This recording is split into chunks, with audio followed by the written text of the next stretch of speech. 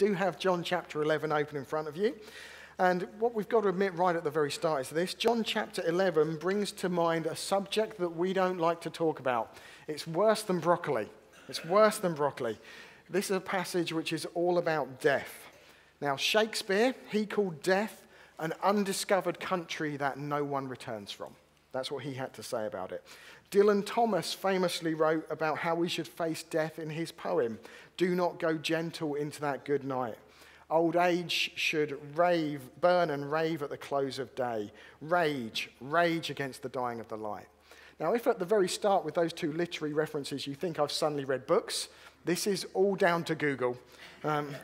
But those words that Dylan Thomas said, rage against the dying of the light, rage against death. As we begin, I wonder what you think about his words. Rage against the dying of the light. Is that how we should approach death? Should we rage against death?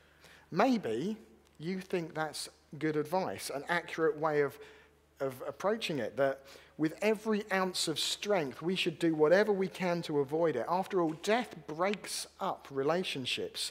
It ends life. It is an intruder that has no regard for the age or the character of the person. Young people can die horrific deaths.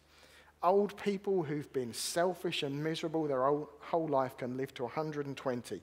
Age has no regard for these things, no compassion at all. So maybe we should rage against it. Or maybe you might think, if we're that focused on it, it would be overwhelming to us. If we're raging against death every single day, we'd never be able to cope. So the only way we can deal with it is to push it out of our minds for as long as possible and only face it when we have to. So we take on board the advice that some have, that we should eat, drink, and be merry, for tomorrow we die. It's tomorrow. Let's not think about it today. Let's be as merry as we can today. Or maybe your way of thinking about death is along the lines of a visiting speaker at my old church used to kind of drum it into us. Every single time he used to come when we were looking for another pastor, he used to pick this same song every single time, that heaven was a wonderful place. And I have to confess, after 2 years of singing the same song every 3 weeks, it makes you wonder if heaven really is a wonderful place. And if you know that song, you might understand what I'm saying in there.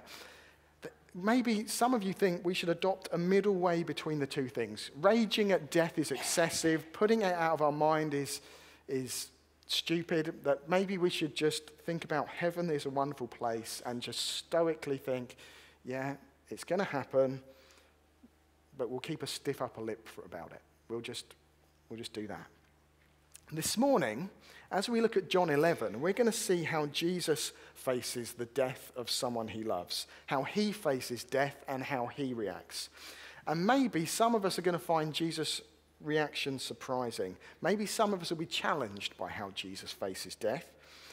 We'll see how he does that, how he faces it, but we'll also see how he deals with people who are grieving, how he encounters them and how he deals with them. And the idea is that as we look at how Jesus faces death, at how Jesus faces people who are grieving, we might be prepared to face our own death, but also to compassionately deal with people who are grieving themselves. Because we're going to look at Jesus and see what he does and see what we can learn from him. Now, if you're thinking that's all sounding quite morbid, we're not just going to be thinking about death today. Not just about death. That's a good thing to know, isn't it? Not just going to be thinking about death. There are loads of other threads in this passage which you can pull on if you want to. And one of them we're going to think about a little bit is being disappointed with God. Because it's right there.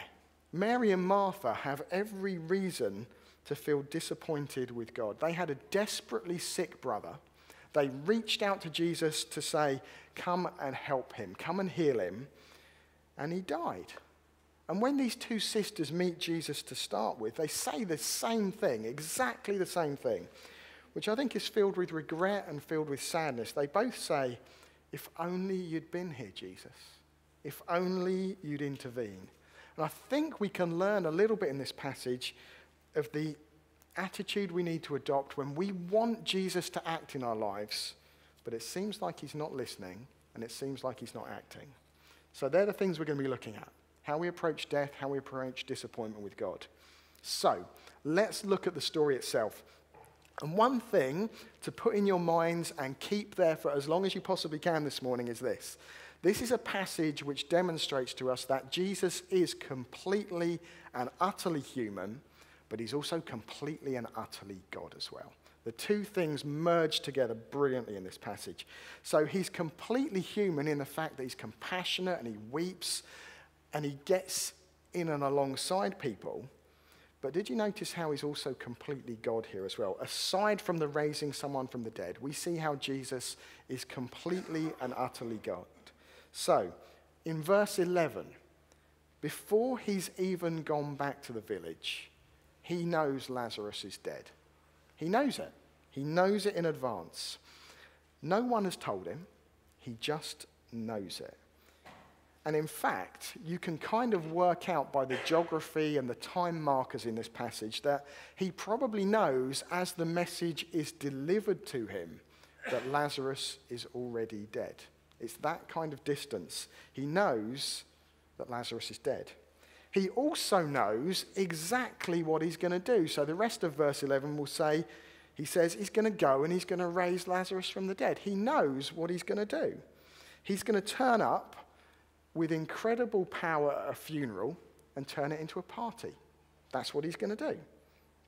He even knows what's going to come next. He knows what the aftermath of his actions is as well, which we're going to come to later. He knows what the aftermath was going to be. He's clearly God in this encounter, but he's clearly human too. So at verse 35, he weeps for the loss of his friend. He's deeply moved by despair and loss. Even though he knows what he's going to do, he's deeply moved by it. He feels the grief. So if you want to know what Jesus is like, if you want to know what we should be like in the face of death, this is a really good passage to go to. And we're going to pick up the story when Mary meets Jesus. So we're going to pick it up at verse 17. So Lazarus, by this stage, has been dead for 4 days. He's dead and he's buried. The funeral's happened. Usually in their culture, the funeral would happen on the same day of the death. That means that the message to reach Jesus, which said, come and heal him, didn't reach him in time. And it just makes Jesus' failure more bitter for the family. When Jesus got the message that Lazarus was close to death, if you notice carefully, he sends a message back. So he says that this will not end in death, but it will end in the glory of God. He seems to send that message back because he says it to Martha later on. If you didn't, did I not tell you you'd see God's glory if you believed? So it looks like when the funeral's probably going on, a message comes back saying, this isn't going to end in death. I mean, that's going to disappoint people. They looked at a grave and they heard a message saying it's not going to end like this. 4 days too late. 4 days too late, it seems, Jesus arrives. And he enters into a scene of grief. And first Martha and then Mary come to him and they say the same thing. If only you'd been here. Neither of them seem to be accusing Jesus of anything. They're just expressing the regret that they wanted him to act and he wasn't there to do it. Now, let's pause there. Let's place ourselves in Jesus' shoes. Imagine you were walking into a disastrous situation, as bad as it gets, with people full of grief and despair. And also imagine this. You know that in moments, you're going to change everything. You're going to correct everything that's gone wrong.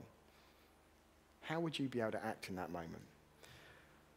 Well, I'm going to kind of talk you through an illustration which works for me.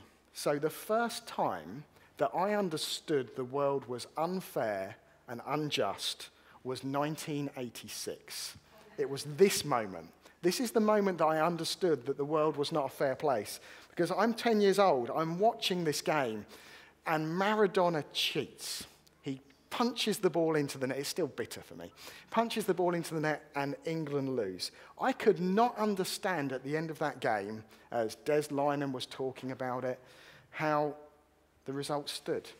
It didn't make any sense to me. It was an injustice, and I was chatting to my dad and my brother saying, so are we out then? Are they not replaying the game? Is that allowed to stand? And they both were saying to me, yes, that stands. I also couldn't understand watching that game why Bobby Robson didn't put John Barnes on at least 15 minutes earlier as a Watford fan, because he could have changed the game. But I digress.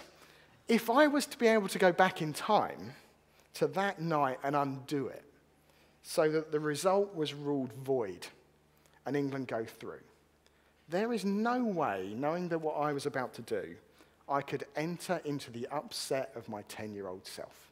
I'd have been barely suppressing a grin and about to say, watch this, I'm going to change everything. Go back to Mary and Martha at the graveside. Jesus, knowing what he is about to do, weeps with them. He weeps. He looks on at Mary crying and wailing and a crowd of people distraught on her behalf, and he weeps. Do you know what that says to you?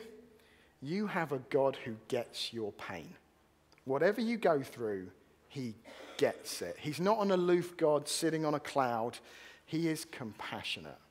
He treats these two sisters exactly as they need to be treated in the moment. That's one of the major things that comes out of this. He's compassionate and he enters into our grief. But he also treats people as they need to be treated. If you notice, the two sisters say exactly the same thing to him, and he treats them in two completely different ways. He gives them what they need.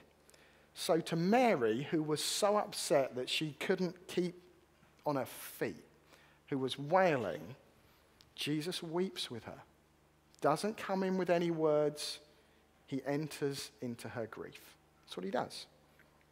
To Martha, who remains on her feet but comes with exactly the same question, but kind of holding her emotions back, says, I know he will rise again on the last day. Jesus says, I'm the resurrection and the life. Don't just hope in resurrection in the future. Hope in me. Martha is doing the stiff upper lip thing. My brother is gone, but he'll rise again. Heaven is a wonderful place.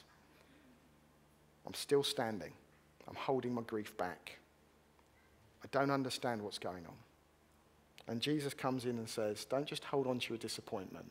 Don't just hold on to some vague hope of heaven. Trust in me.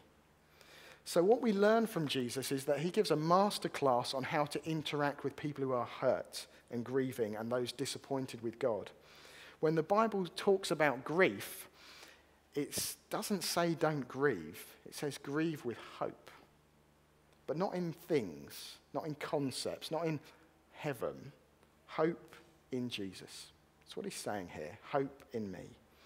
If you are disappointed with God, you need to hear Jesus saying to you, you might not understand now, but trust me.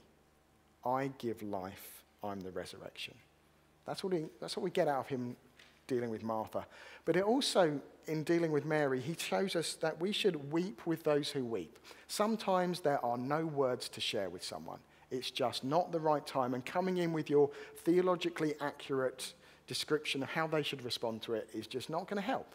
And you have to weep with them. Some of us need to take these things on board. Some of us, the fixers in the room, stereotypically men, that's us, we get presented with a problem, we like to provide the solution. Sometimes we need to just weep with people. Rather than trying to fix it, we just need to weep. The fixers in the room need to know that Jesus knows how to fix it and knows he is going to fix it, but he weeps. Sometimes we have to do that. But then the huggers in the room, and you know who you are as well, the ones who always want to offer sympathy and a shoulder to cry on, and you enter into someone else's pain, sometimes you have to speak truth as well. And wisdom is knowing the difference. Wisdom is knowing what to do. Martha didn't need tears. She needed someone to tell her to hope. Mary needed someone to weep with her. Wisdom knows the difference. Jesus, as the perfect human, could always get it right. We need to ask for the Spirit's help. But Jesus doesn't just deal with the people and their emotions here. He does more than get that right. There's another emotion. He doesn't just weep. There's another emotion. one we probably don't quite see as clearly. So if you look at verses 33 and 38, it will say, verse 33 and verse 38, it will say that Jesus sees everything that's going on and was deeply moved at the sight of grief and the sight of a graveyard. A really strange, very particular word is used by John, which gets translated for us as deeply moved. He uses a common word which was all about anger. It was the noise that a horse makes when it kind of snorts. That's the word that he uses, which in their world was all about a kind of anger which just wells up from the deep depths of you, the kind of anger that a parent has after cleaning a child's room and going in the next day and seeing it's just a complete bomb site again. That kind of moment, that's what it's saying.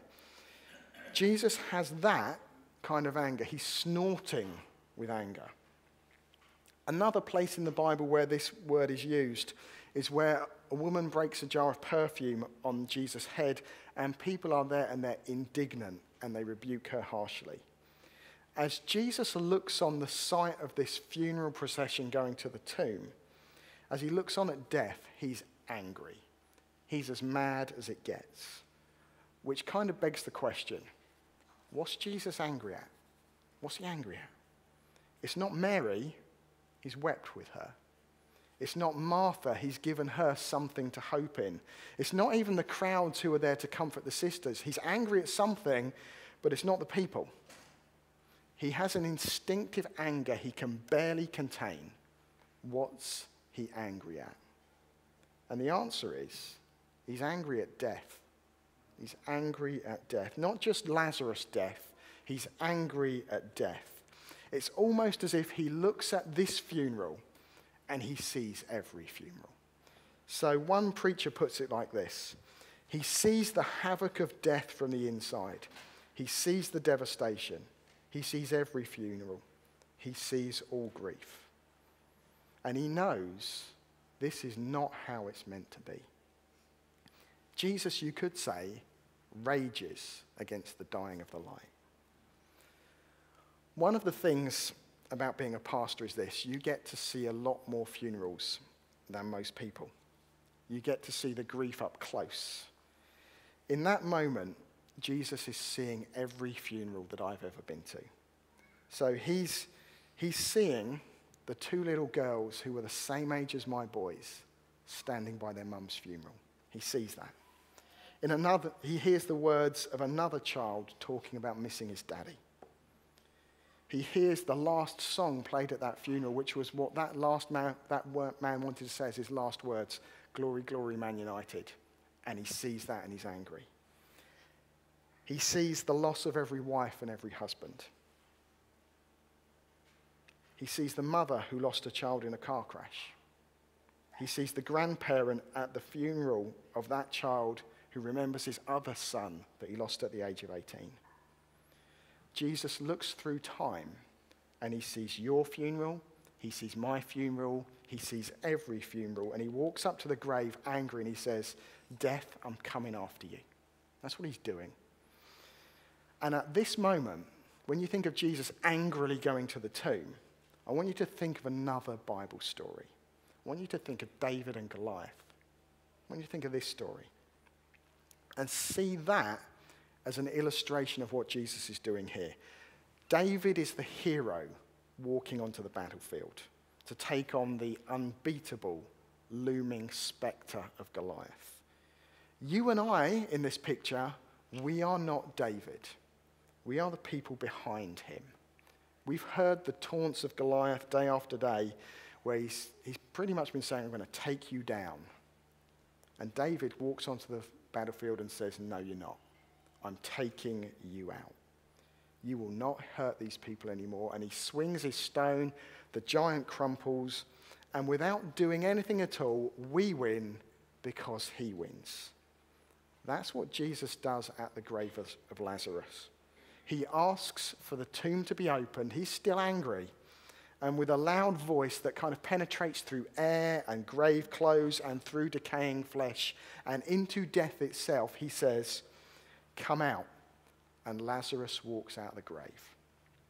Jesus takes death down. Or more accurately, he strikes the first blow. One of the points I made right at the start, which I tried to say, keep this in your head, was that Jesus knows exactly what's going on in this passage. He knew Lazarus was dead, he knew what he was going to do, and he knew what the aftermath of his actions would be as well. We didn't have this as part of our reading, but there's a reaction to what Jesus does. So if you look at, just glance over verses 45 to 53, there's a reaction. So in verse 45, we read, many of the Jews who had come to visit Mary and had seen what Jesus did believed in him, but some of them went to the Pharisees and told them what Jesus had done. Jesus knew they were going to do that. And then go down to verse 53. The Pharisees get together. They have this great big meeting.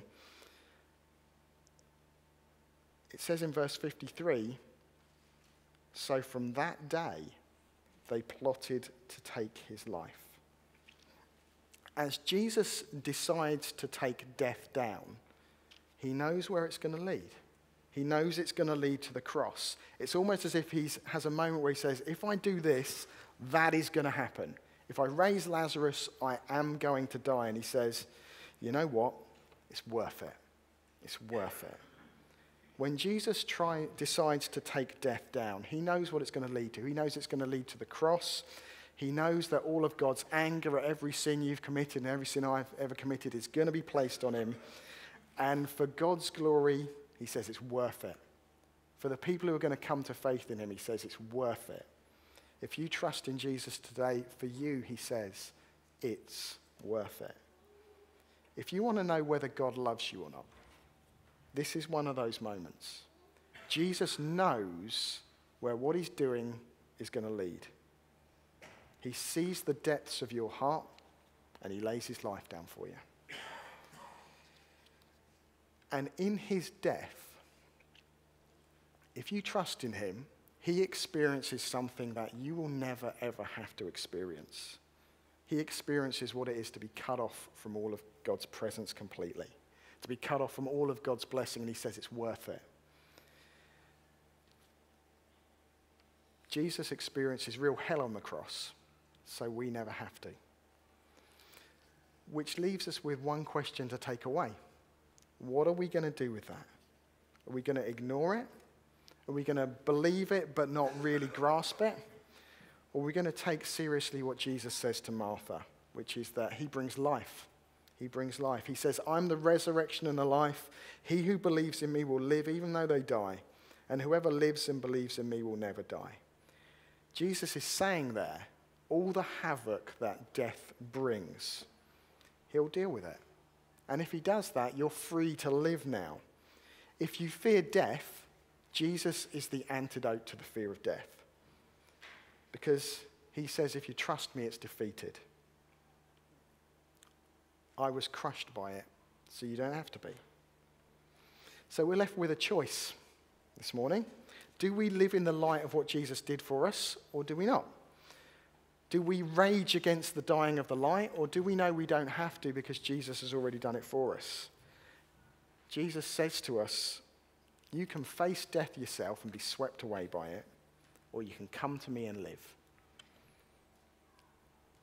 And what it will be, what eternity will be, it'll be spending eternity with the champion who saved you.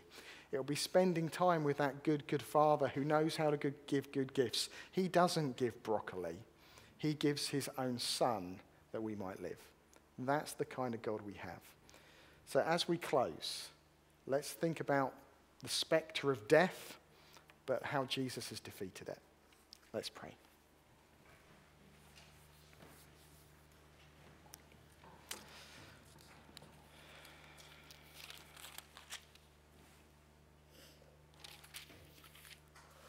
Lord Jesus, we want to thank you because you are the resurrection and the life. That if we believe in you, even though we're going to go through the physical process of death, we're going to live. It'll be like going to sleep and waking up. And that we thank you that the life that you give doesn't just start when we die.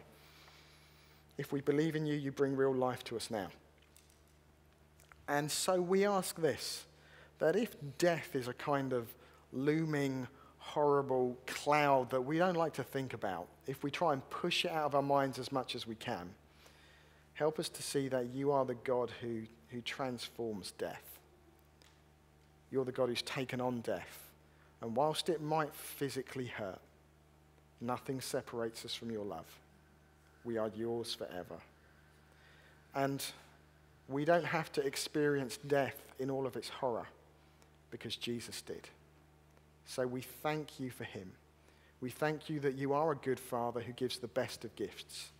And we thank you for Jesus who looked death in the eye and said, I'm doing it and I'm saving my people. We thank you, Lord. Amen. Amen.